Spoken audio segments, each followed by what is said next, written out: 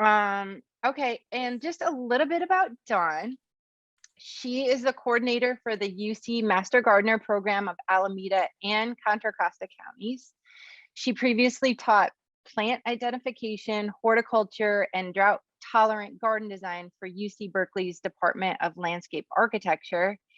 And for years, she was a staff horticulturalist at Blake Garden, the teaching and research garden for UCB's Landscape Architecture Department, where she tended, observed, and documented the plant collection. Her knowledge is firmly rooted in practical experience. We love that. She holds a Master's of Landscape Architecture and is an International Society of Arboriculture certified arborist. That's kind of a mouthful to say, but really cool. And then additionally, she's fascinated by the intersection of visual and musical arts, actively exploring how these different disciplines influence and inspire each other. So really excited to have her here presenting. I'm going to turn it over to you, Dawn, and let's dive in. Thanks so much for joining us, everyone. Great, and thank you so much, Jen, for that really great introduction. So I'm really excited to be here and talk to you a little bit about Mediterranean climate and how plants have adapted to Mediterranean climate.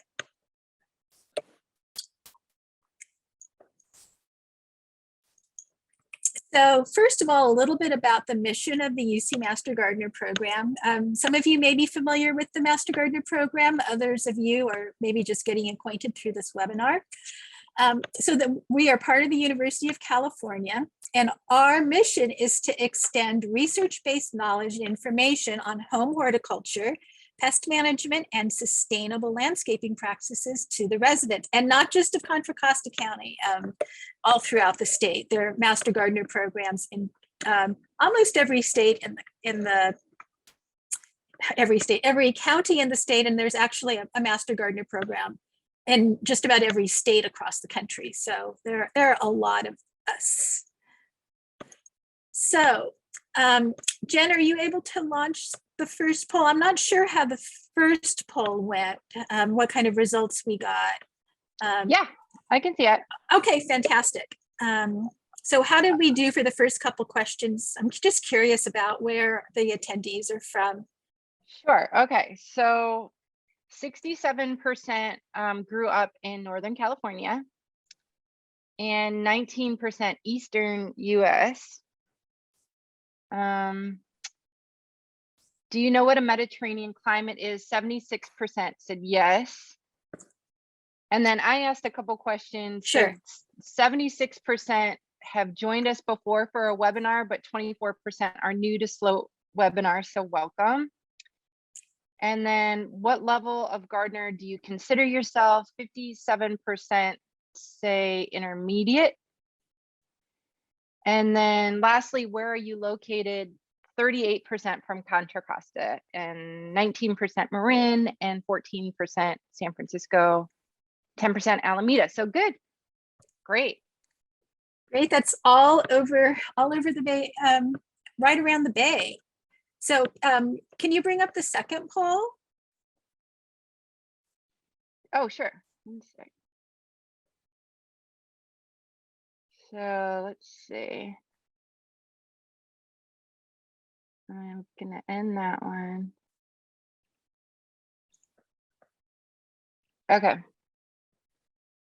So if everyone could go into this poll, this is gonna be a second question. So it's what percentage of the world has a Mediterranean climate? I know most of you are familiar with what a Mediterranean climate is, but how common is it across the world? Okay, lots of results coming in. This is kind of fun, this interactive, I like it. And is there a way for you to share the results once the poll is completed? I think I can at the end of the class. I can. I'm not sure if I can during. Okay. Okay. So 45% are saying 10% of the world has a Mediterranean climate. Okay. So next we have. So here is where we find Mediterranean climate in the world. So you'll see that, of course, in California, because, that's where we are. And as I said, many of you are familiar with it. Sounds maybe redundant to say, but of course, the Mediterranean climate is found all around the Mediterranean Sea and the Mediterranean basin. But there are also little slivers of Mediterranean climate in central Chile. And if you know Chile and you know Santiago, Santiago is almost at the same latitude, but south as San Francisco is. There's a little tiny bit on the Western Cape of South Africa, as well as a bit in Western and South Australia. And for Australia, I think it's worth noting that not all Australian plants are drought tolerant. Sometimes we see Australian plants and think, oh, those are going to be the perfect thing for our location. But some of Australia is actually quite rainy. So it's just these little bits right here. So when you look at this geography, the Mediterranean climate is only about 2% of the world's total land mass. So it's actually pretty rare. A little personal anecdote is I grew up in the Central Valley, and I did live for many years on the East Coast. And I can remember one of the first summers I was on the East Coast, talking to my mother and saying, I can't believe this, it's August and I haven't had to water the lawn. Because watering the lawn was just was one of my chores actually as a child. And that was just to me what the summer was: sunny skies, no rain, and having to water the lawn. But that's actually not the case for most of the world. And as you can see from this chart, most of the climate is found around the Mediterranean basin, and a fair amount in California and Chile, and then just a tiny part in South Africa. But South Africa has a very diverse plant community that's pretty interesting. So I always like to put this question in because and from my biography, I used to do a lot of teaching. And whether or not you capitalize Mediterranean, when it's used as a proper noun, like the Mediterranean Sea, it's capitalized, but when it's used as an adjective, it is not capitalized. And so I like to talk about this only because if you're reading something and you see Mediterranean climate and it's not capitalized, and you think, what kind of editor did they have? How did they miss that? Well, it's actually it's a slightly different convention than you might have known. So the characteristics of a Mediterranean climate, we know this: the winters are short, mild. That's when we get our rain. Relatively long summers that are warm to hot, depending on where you live in the state. They're hotter, even around the bay. There's certainly hotter regions and foggier regions. And one of the key pieces is that the summers are dry. And if you remember from the map that I showed a couple slides ago, the Mediterranean climate is generally on the western side of the continent. This all has to do with marine influence.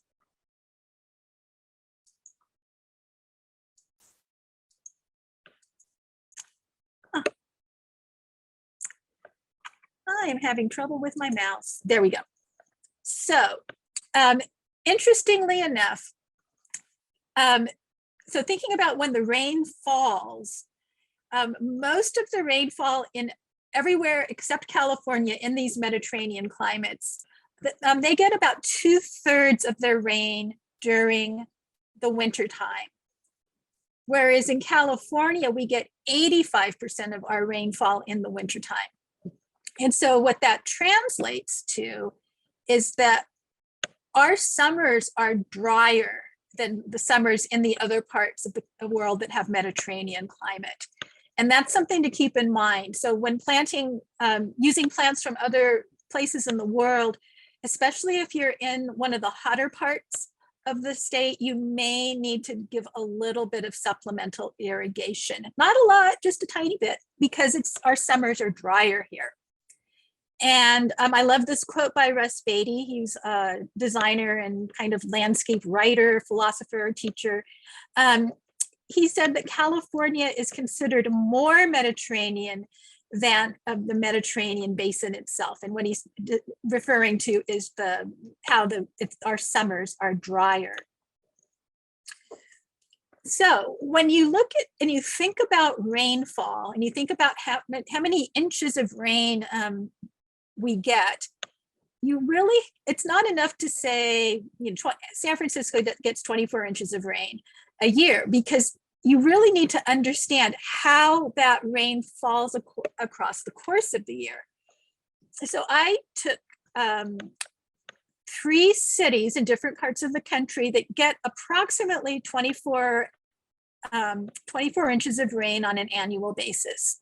And then what the next part of this chart shows is when it comes. So what you can see is that in Berkeley, we get just a teeny tiny bit in the fall.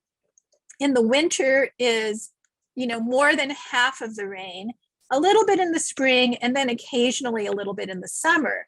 And if you contrast that to Tierra Amarilla in New Mexico, which of course in the desert you get summer thunderstorms, you can see that the rainfall is pretty even throughout the year. And that's a really big difference.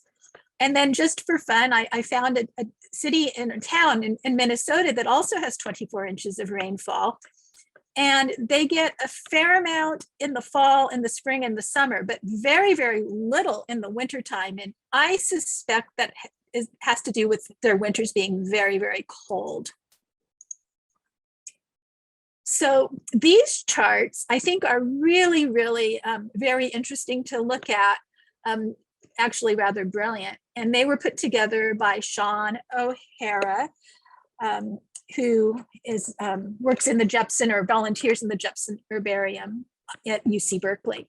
And what he did is he looked at the temperature, rainfall, and then projected what the best growing season is. And he looked at many, many cities across the world. So this chart on the left is patterns in non-Mediterranean climates, and he looked at Atlanta, Georgia, and Charleston, South Carolina, Sydney, Tokyo, Copenhagen.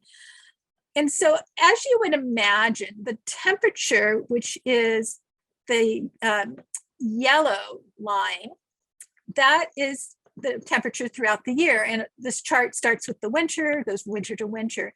And as you would expect, of course, it's warmer in the summer. That's kind of one of the ways we just define summer. But look at the blue lines and look at how they peak in the summer. Some areas have pretty much uniform rainfall throughout the year. Other places have a peak of rain in the summertime. And then the green is what is proposed as being the ideal growing season. Now contrast that to the patterns in a Mediterranean climate. And he looked at, again, cities throughout the world, in Australia, in Europe, in California, in South America. And of course, the temperature for summer, that's a very similar pattern with making that arch, higher temperatures in the summer. But look at the difference in when the rain comes. We get most of the rain in the wintertime, and then it drops off significantly in the summertime.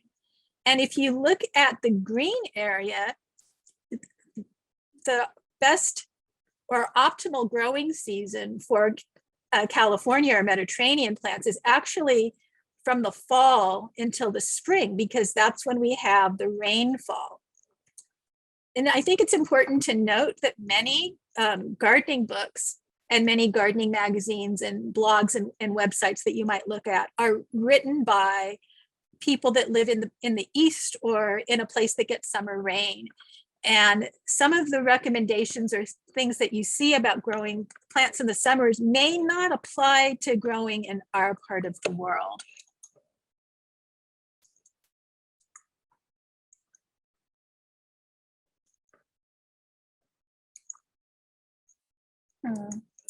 So now we have another poll. If Jen, if you're able to bring that up. And this is about drought. Are droughts rare? I mean, happen occasionally, true or false? Okay, it's on right now. Okay, great.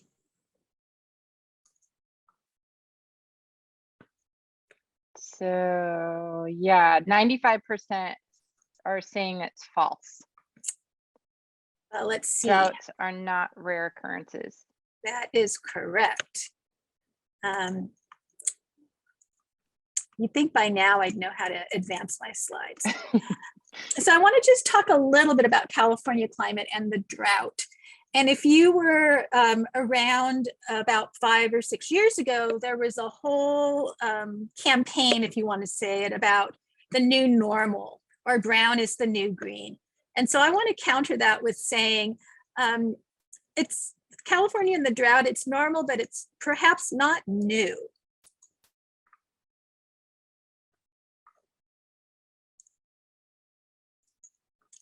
So droughts are typical in California. And looking back, quite a while ago, in about 850 to about the 11th, 12th century, Fallen Leaf Lake in South Lake Tahoe was completely drained. In 1580, it was so dry that the giant sequoias in the Sierras failed to grow. And interestingly enough, I read an article just in the last month or two saying that in this season, we have surpassed that major drought from 1580. The state weather records only began around 1895. In San Francisco, there are records going back to about 1850. But if you think about this and you think about what climate scientists look at, they're not looking at what happened in the last 5 years. They're looking at things over hundreds of years. And our records only go back a little over 100 years. So it's a very small snapshot of what our climate is like. And then interestingly enough, this 20th century was unusually wet for our area. So this is a chart of our precipitation in California from about 1900 to about 2000. And what you can see is how erratic it is. The black line in the middle, depending on your screen, it might be a little bit brown. That's the average. But you can see by looking at all those dots that there are very few average years.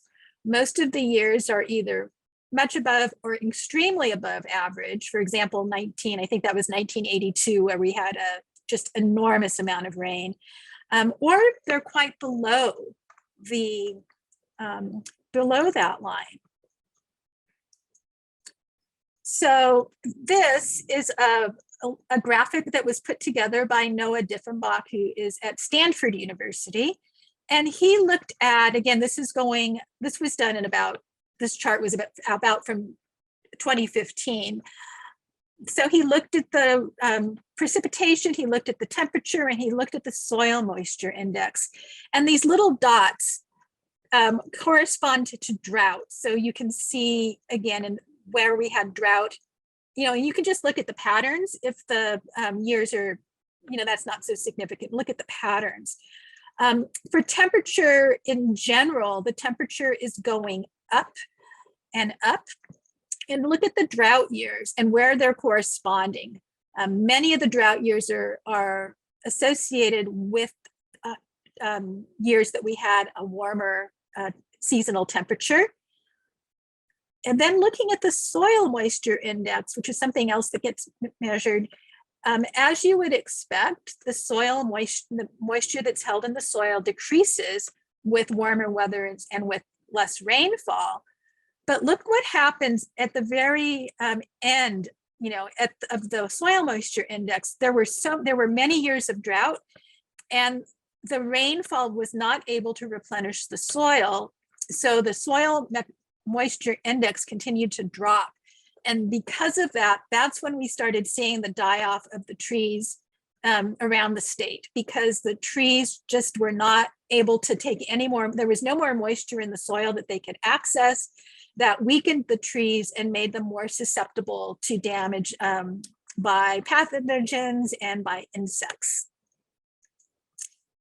Another thing I think is really interesting to think about in terms of water use is about population growth. And there are just more people in California than there were 100 years ago.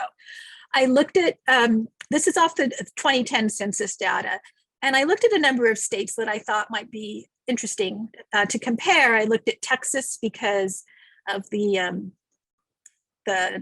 tech industry and the oil industry. Florida, I know, is often a popular place, especially for East Coasters to retire. New York is always lots of job opportunities. I was surprised a little bit by North Carolina because they have a big convention industry and also NASCAR, but it's, you know, growing slowly. And then West Virginia and Wyoming, the population has been pretty level over the last 100 or so years. There is an organization, and I think the URL is on here, that is called the Drought Monitor, the US Drought Monitor, and you can bring these maps up from all over the country. So I took these shots of what the Drought Monitor was saying about a year ago, and then the one that came out last week. The darker the color, the more intense the drought situation. So about a year ago, we had drought conditions all over California, but if you look at where the red and that kind of dark maroony color is, you know, fairly extensive, but not extremely extensive. Look at where we are this year. A great part of the state is under extreme drought conditions. So with that introduction to, you know, thinking about rainfall and climate and temperature, I wanted to talk a little bit about the plants that are native to these Mediterranean climates. So why do plants even need water? Plants need water for several reasons. The water is what keeps plants, for example, upright. When plants wilt, for the most part, it's because they don't have enough water pressure in their stems and in their leaves to keep them, upright. But the other really important thing is that water is critical for photosynthesis. And I'm sure you would probably remember this from your high school or junior high science classes, or perhaps from your careers, depending on what your background is.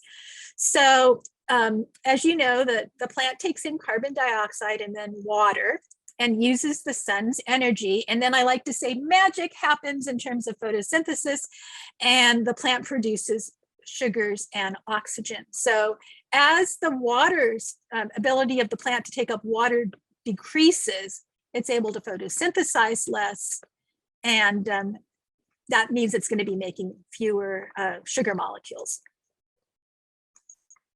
So going back to this chart, what I want you to think about is in Mediterranean climates, the rainfall drops in the summer and the temperature goes up.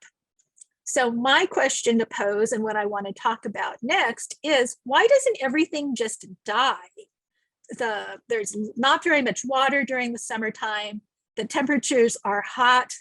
How do plants survive? And plants have evolved with two main strategies. We have what are called the drought resistors, and we have what are called the drought evaders. So first I want to talk about the drought resistors. So drought resistors have a presence throughout the year, and they have a lot of adaptations, and I'm going to talk a lot about leaves. So we have what are called sclerophyll leaves in some plants, and sclero means hard, like arterial sclerosis, and phyll means leaf. So sclerophyll just means hard leaves. And the leaves they're tough, they're leathery, these plants are typically evergreen. They have maybe a little waxy surface that helps resist water loss. And then on the undersides of of the leaves, we have what are called stomata. And this is how the water vapor and the gas goes into the plant and exits the plant. These are little holes, if you want to think, little portals to the inside of the leaf. And there are cells that are able to open and close these openings. And when they're open, that's when the plant is able to take in water or water vapor and gases. And do the lion's share of the photosynthesizing, and then they can close. Usually stomata with plants from temperate climates close in the evening. However, in a lot of plants that are native to drier summers, they close during the day to help conserve water. So a few examples here. You're probably familiar with our native coast live oak. If you've ever felt the leaves or maybe stepped on a leaf barefoot, they're really hard and a little bit prickly. It's a California example. Other plants of the world, here's a red flowering gum. This is often used as, you'll see this as a street tree in San Francisco and perhaps in your part of the Bay Area. Corymbia ficifolia. This used to be called eucalyptus, but due to some taxonomic investigations, it's now called Corymbia, but we don't need to talk about that in this talk. Another thing that is really interesting to me at any rate is that some plants have leaves that are, instead of being this way to collect the sun rays, they fall this way. And if you think about that, that means that there is less surface area to catch the sun's rays. So this is a way to, again, conserve water because the leaves are not in as much sun. So you see this in everybody's favorite plant to disparage, Eucalyptus globulus, the blue gum. But you also see it in manzanitas with the leaves that are going quite up and down.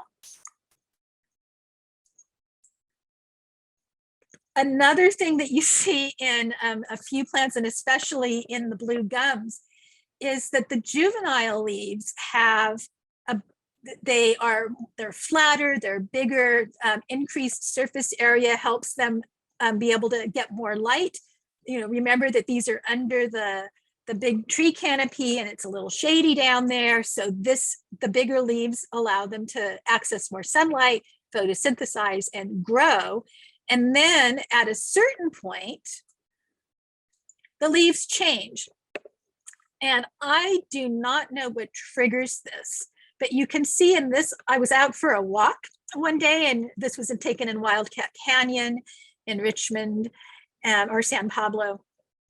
And you can see the previous year's growth with these wider leaves, different attachment. But this year's growth, you can see that those narrower leaves are starting to emerge. Drought resistors, you often see plants that are gray and have these fuzzy leaves. And what that fuzz does, or those hairs, it helps trap the water vapor. So if there's a little bit of water, especially in the early morning in the form of dew, it gets trapped in those hairs and stays around the plant a little bit longer than say a plant that had a smooth leaf surface. It doesn't just have to happen on gray plants. I think this is kind of a fun picture. You can see the plant leaf is green, but you see the little furry things. I think you can see it quite easily, especially around the edge of the leaf. Ferns.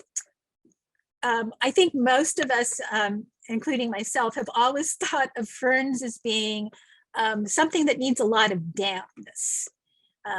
You think about the grotto in the middle of the woods with a little trickling stream and lots of moss and some ferns and perhaps a little nymph sitting, under the ferns.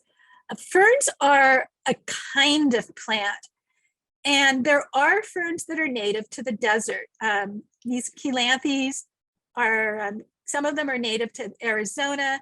They do tend to grow very, very close to rocks. And that means that their roots go under the rocks and the rock is acting as a mulch. So it is going to be in a slightly wetter part of the drier climate, but there are ferns that are from drier climates and they're called xerophytic ferns.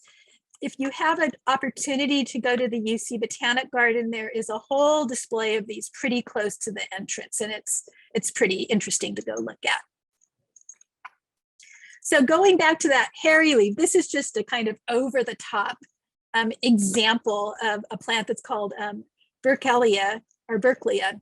And this thing looks like it's completely covered with spider webs, but it's not. That's all hair and little furry things. So along with the fur capturing the water vapor, it also helps to shade the leaves. So plants are smart. When you have gray or light colored leaves, that helps reflect the sunlight. We think about this in a parallel, might be thinking about wearing light colored clothes in the summertime. It helps keep you cool. It's the same thing with the plants. Here we have another example with both succulents and Dichondra silver falls, which not only is it silvery, but it has, if you look at it closely, if you see it in real life in 3D, as I've started to say lately, you'll see that this is also a fuzzy plant. And you can do all kinds of really fun things with these gray plants. You can really contrast shape and color and foliage. And this is a example of that. And the tree, which you can't see here, is a small-leaved gray acacia. We also see plants that have kind of a waxy bluish green coating, and that's called being glaucous. This is an example of a plant called Dianella baby bliss, and it has a really nice presence, blue-green foliage. It does have some small flowers, but it's really grown primarily for the foliage display. Thinking about some succulents, some succulents have what is called a farrinose powder. And that is farrinose like flour, like the flour you bake with, not the flowers you make a bouquet out of.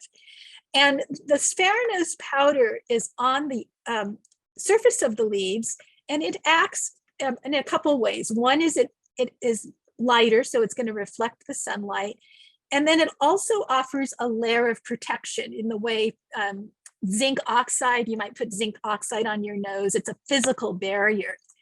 However, this powder is easily wiped off. And what you see in this picture, this was taken at the UC Botanic Garden, you can see the places where it's a little bit greener, and those are fingerprints.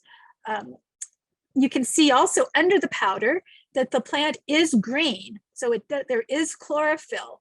Once this powder gets wiped off, the plant is not able to regenerate it. Those areas stay, the powder stays off forever, and that exposes the plant to sunburn in those areas. So if you grow this kind of plant, another common one that has this is blue chalk sticks. Just know, and if you see blue chalk sticks and you have a lot of them, take a leaf off and rub it, and you'll see the powder will come off on your hands. That's Senecio mandrillesci, is the blue chalk sticks. Doesn't have to be silver. I thought this was a fun picture of a plant that has purple leaves. Small leaves is another really common adaptation. This picture, I so just coincidentally and luckily had a dime in my pocket, and take a look at how tiny these leaves are. Smaller leaves result in the plant having less surface area, so there are fewer places for the plant to lose its water. Here's an example from Australia. So it's not just California plants. You see this in plants from all over these Mediterranean climates. Seasonal dimorphism. Dimorphism means two shapes, and this is usually shrubs with soft foliage. So what happens, and if you have, or if you perhaps on one of your walks, or you have friends, someone who has a Jerusalem sage, you might want to watch it over the next few months. Or it also happens with the purple sage, which is native to California. What happens is in the early spring, and I like to say this is when the growing is good. The temperature, it's not too hot, it's not too cold. Most years it has been rainfall. So there are a lot of things that optimize the plant growth. So while it has access to the water, while the plant, before the summer gets too warm, the plant puts on a lot of growth. They might have larger leaves, again, to capture the light so they can, put on some weight, something that I know I'm trying to avoid doing during the pandemic. And then once it warms up and the water becomes less available, the leaves become smaller. And that, again, helps protect against water protection.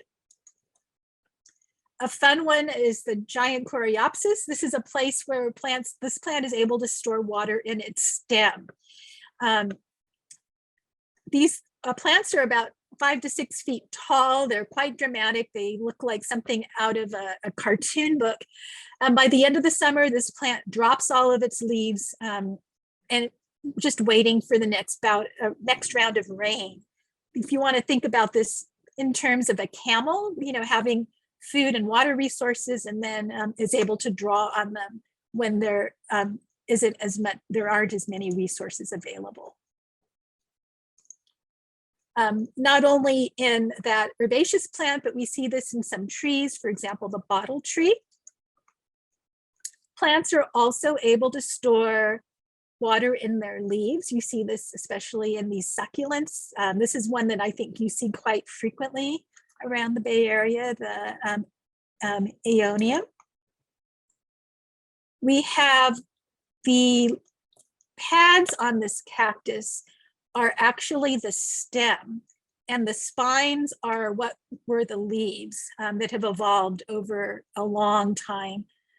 The spines, of course, help protect the plant from getting eaten by hungry predators. And then the stems, because they're green, is where the photosynthesis takes place. So that is drought resistors. Drought evaders have a slightly different strategy. What I like to say about the drought evaders is basically the drought evaders are saying they're going to basically take their ball and go home. They're not going to play, and they'll come back and play, or in the case of plants, grow when things are a little bit nicer. I think one of the more common plants that we'll see, and they're just starting to leaf out, depending on where you are now, is the California Buckeye. This plant is summer deciduous, and for those of you who grew up in a rainy climate, rainy in the summertime, this is a very difficult concept for people to get their brains around. Why is my tree dead, or why is this tree dead? It's not dead, to quote Monty Python, it's only sleeping because the conditions aren't so good. By dropping its leaves, it slows down its growth. It sort of waits until the better weather comes, and then they leaf out. If you think about deciduous plants in the colder climates, and the time of stress is in the winter time with freezing temperatures. When the ground freezes, water isn't available. So if you want to think about deciduousness as a reaction to stress or a response to stress, that helps with comprehending why we have these summer deciduous plants. We also have bulbs. And if you think about bulbs as being underground storage for food and water, the bulbs often bloom in the spring and the summer. The bulbs are able to store water and nutrients during the dry season. They have a couple ways to make more. They can make seed, but they can also make offsets around the base of the bulb. And if you dig up daffodils or things, you might see, after they've bloomed, you might see little bulbs around the main bulb. And the bulbs can remain dormant for years until the conditions are correct and make them want to grow. So we have some examples, I think, you can see I like tulips. Tulips are a bulb. Jen, I had some more polls, but given the time, let's just let's skip them. So we're going to go ahead and skip this. We have not only bulbs like tulips, but we also have a lot of bulbs that are native to California. For example, the Mariposa lily. These are not common. You don't see these commonly in the nursery trade. They tend to have very particular growing conditions needing really good drainage. Yeah, good drainage is key. There are some Mariposa lilies, calicortis, that are native to Mount Tam, and if you are out there, you might stumble across one.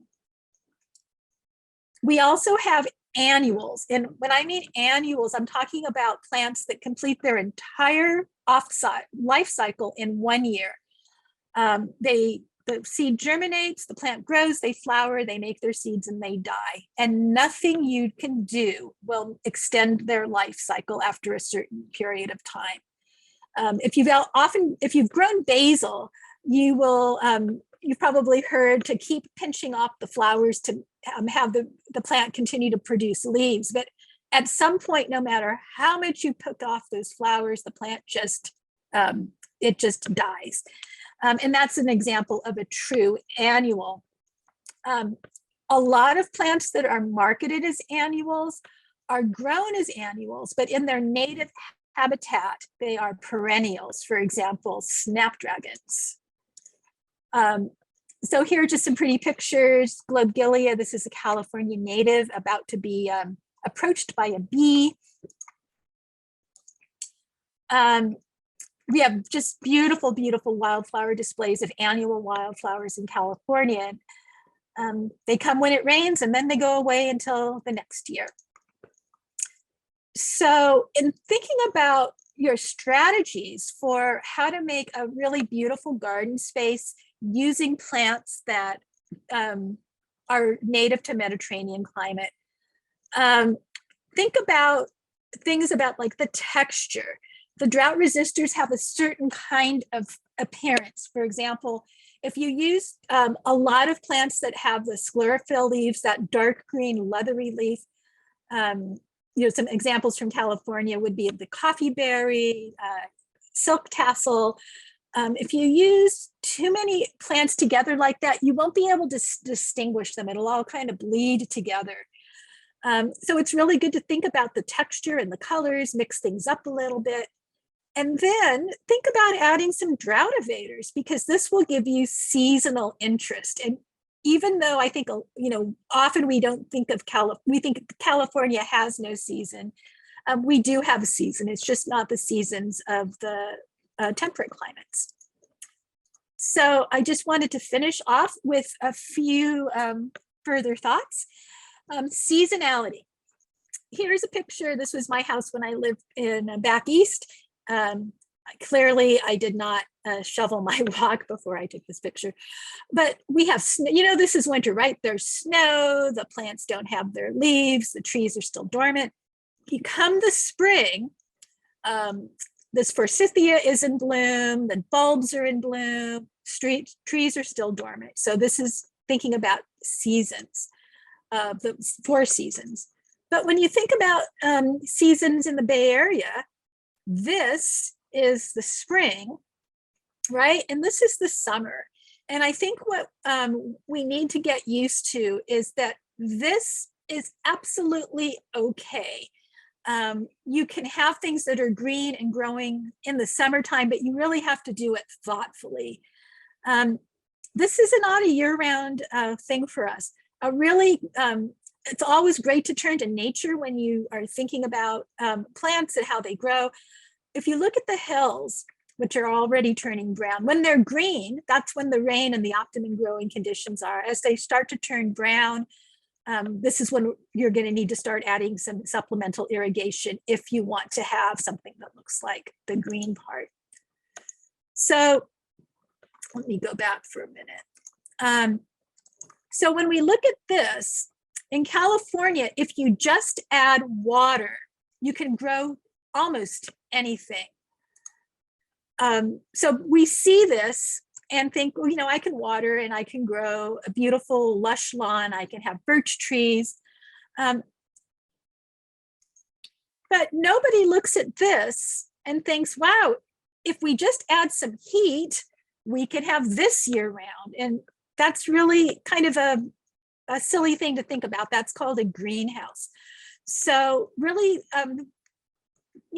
making some considerations about our climate, and it's absolutely okay to have things, at least so far, that maybe do need a little bit more water, but do it thoughtfully and do it in a place that you can really, really appreciate it. So close to your house, close to the places where you're walking. Make it a really special event in your garden. And then to close out, I just wanted to give some pretty pictures again of different ways you can combine these plants so you get a contrast of color and form and texture. You have these spikes. This is hummingbird sage. This is a little verbena, and you get, you get this kind of cottagey garden feeling, but it still is with plants that have lower water needs. Here's another one. This is the entry at the San Francisco Botanical Garden. All kinds of interesting things going in here, from the white trunk of the palm to the dark aeoniums to the texture of the grass, the flower spike on the yucca. We have a huge plant palette, which is the envy of people who don't live here. Another picture from the San Francisco Botanical Garden. Here's a really kind of fun combination of succulents using different sizes, different colors, different leaf shapes.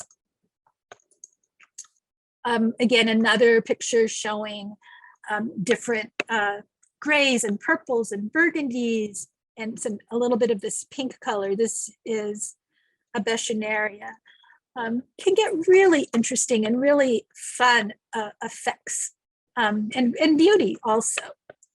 So with that, I think we have time for a few questions, but let me finish out the slide deck and then let's take the questions, because I have just a little bit more about the Master Gardener program, which is we have information year round. You can go to our Contra Costa website. If you are one of the people on this call that are from Marin or San Francisco, there's a really great Master Gardener program in all of the Bay Area counties, in Marin and Sonoma, San Jose, San Francisco, Santa Clara, that is. So investigate these websites. The websites have all kinds of good information for your particular area. Pretty much all the counties have programming, and there's information on the programming. There's great information about gardening and tips about what to do in your garden at this time of the year. And also the Master Gardener program staff a help desk with Master Gardener volunteers. For the last 2 years, we've, at least Contra Costa and Alameda counties, have been only taking email requests.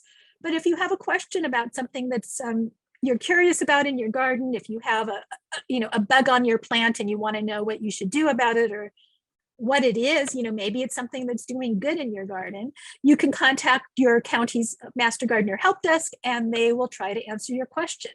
Since we're part of the university and our mission is to extend research-based information, you're going to get an answer that's grounded in current science and current evidence-based thinking, and not something that's maybe something that doesn't really have any backup to it. So this is really good science-based information, something that I really cannot say about certain blogs and certain other things that you might find on the internet. So this is reliable. And then we also have, and this again is true of the various counties, social media channels. And then the last slide I want to say is I'm going to ask all of you on the call to help us to serve you better. We have a follow-up survey, and this is so we can better serve our communities and improve our content and the value of our program, our events, our workshops. So the survey is going to come out 3 months after this talk. Keep an eye out. It takes less than 10 minutes to complete. And we are just incredibly grateful and thankful if you can help us with this. It really helps us gauge how effective our programs are. It's one thing to listen to a talk. It's another thing to put some of the things you learn into action. And the survey is a way and a tool that the statewide Master Gardener program is using to help gauge the relevance and the effectiveness of our programming. We did that. And with that, we are, that's the end of the slides. And if there are a few questions, we still have a little bit of time, I believe, to wrap up. Yeah, Dawn, thank you so much. Oh my gosh, I think I took about 5 screenshots. I'm obsessed with those graphs that you share. Like, that was really interesting and valuable information. I really appreciate the presentation and whatnot. We do have a few questions, and one of them actually that came up for me too is that when you're talking about Mediterranean plants, you're not necessarily like in a lot of the plants or a lot of the slides you showed, it doesn't necessarily mean that they're full sun friendly, and it doesn't mean that they're native plants necessarily. Correct. So they're in their own little category, right? So Okay. let me explain a little bit about that. So when I say, when referring to Mediterranean plants, I'm referring to plants that grow in Mediterranean parts of the world on that world map that I showed. So not only California, but Chile and South Africa and around the Mediterranean basin. Within those localities, within their geographies, there are parts that are shady. And there actually are parts that are wet. For example, you know, some plants are really, I call them party girl plants. They just want to grow and have a good time. And one of those is agapanthus, right? It's agapanthus is a very successful plant here. I think sometimes we tend to sort of look down on it because Caltrans has used it so much. That's because it's reliable. But there aren't that many plants that have that kind of show with that, you know, flower as big as your head. Agapanthus is native to South Africa, and it is a riparian plant. It grows really close to streams, but it's in its native habitat. But it's also quite adaptable to drier and sunnier locations. So it's not enough to just say it's a Mediterranean plant. It's really helpful to know a little bit about the ecology. And if you can't find that out, you know, look up a Good and Garden book, ask your nursery staff. Don't ever be afraid to ask the people at the nurseries, people at botanic gardens. There is nothing a plant nerd wants to do but bore you to death with endless conversation about plants. Gardeners are very generous with their information. We do have, be careful a little bit about using the term native plant in California. Native does not mean drought tolerant. I understand you're having a lecture in a few weeks on native plants. Redwoods are not native to much of the Bay Area. They are actually a pretty terrible choice for places that are hot, but they are native California plants. So again, it's really looking at where they grow in their natural settings. We do have plants that are drought tolerant, that are shade plants or partial shade plants. They're kind of few and far between, but there are plants for dry shade. And again, you know, ask your nursery personnel or look online, you'll find a good list of them. Yeah, absolutely. I was just going to say we were happy to help you if you come into our stores, and we can show you a lot of the plants that Dawn shared. Also, just another quick question. So back to when you were showing kind of the water charts and the best time to plant, somebody was saying, so like right now, would you recommend going out and planting, you know, if you buy from the nursery, is this a good time to plant, or what would you say to that? I think it depends on what you're planting. Mm-hmm. So I think because I don't want to, I want to be respectful of the other nursery that's hosting this talk. You know, for your summer vegetable garden, for planting tomatoes and peppers, squash, planting seeds for beans, for a summer vegetable garden, this is the time to plant. But know that those plants cannot, they're not from a dry climate. And so they are going to need supplemental irrigation, and they need warmth. So they are summer plants. I find it much easier in terms of water management to grow a winter vegetable garden because that's when it's raining. For things like your annual summer flower displays, like zinnias and marigolds, those kinds of things, of course, they would go in now. I don't know as we go forward with water restrictions, how much we're going to be using those plants. I know that the water districts that offer lawn replacement rebates, you cannot put annuals into those lawn replacements. But in general, for landscaping, and this is not always available, if possible, it's best to do your major planting of trees and shrubs, and especially of natives, in the late fall, the winter, early part of the year when it's raining. That allows the roots to get established in the soil while it's wetter. It gets the plants off to a good start. You think about it, if you're in a hotter part of the area, there's going to be a lot of stress on this little plant that does not have a really good root system yet. And the roots, of course, are how the plants take up the water. However, if you're working with a design firm or a landscaping company, they may not be able to accommodate a request, and you may not want to you may not want to wait. You may want to see your plants now because it's going to make you happy. So it's, there's a balance there. I would say, though, especially for California natives, if you can do the timing to plant them during the rainy season, they're going to probably establish more quickly.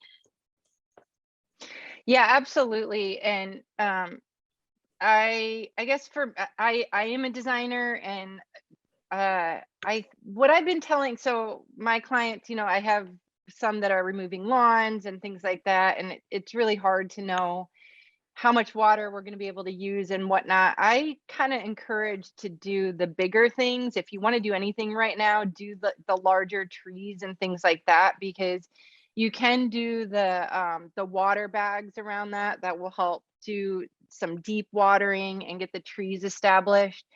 And then, bring in the smaller perennials when we do have a little bit more of a water budget. That's kind of how I've been approaching it. But I know that it's like spring, and like all these pretty plants come, and it's like super like energizing, and you want to go plant a bunch of stuff. So I'm not, I don't think we're saying, don't do that, but like to just be aware of the watering and the sun exposure and what plants you're choosing, right? And how the combinations of the things that you're putting together, I think, is pretty critical. So yeah, and then I just want to reiterate what I had mentioned earlier, is do that kind of planting where you can really, really appreciate it. So it gives you great beauty and great joy and great pleasure. And then, because I think there is a balance until the water districts turn off. In Australia, you cannot irrigate your landscape at all. So until that happens, really think about how using your water can actually support your emotional and mental health, because what we've really learned over the pandemic is the importance of outdoor spaces, of gardening to help with our moods. And there's research that supports this. So you can absolutely use a little bit of water to make yourself happy. Yeah, all right. And you've got that tulip field behind you, and it just it's just, we do have spring bulbs for sale too. You can get your spring bulbs in now too, that will bloom in the summer. So there's that. Oh, rain lilies are a good one. They grow and they bloom in the end of the summer. That's Zephranthus. At a time when there's not a lot blooming, and they are pretty drought tolerant. So they come in and out of the nursery trade.